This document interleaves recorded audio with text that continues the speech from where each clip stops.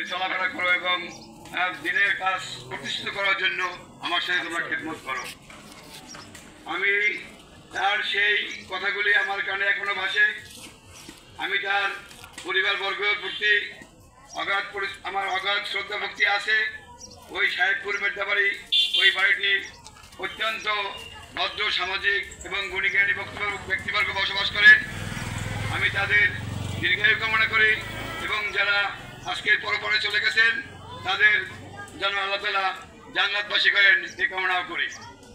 তবে আজকে আমরা এই হেলেন্সা বাদামতলা বসে আমাদের যে আজকের এখানের এই আয়োজনের সম্মানিত সভাপতি জনাব আকামা আলী আহমদ সাহেব আজকের এই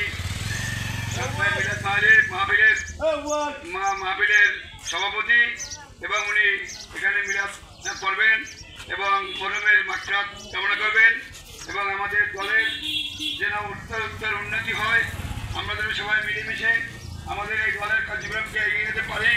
দেশাদেশি হানাহানি এগুলো আমাদের মধ্যে না থাকে সেজন্য পরম করুণাময়ের কাছে আমরা তার মাধ্যমে দোয়া চাবো। এই বলে আমি আমার বক্তব্য শেষ করছি। আসসালামু আলাইকুম।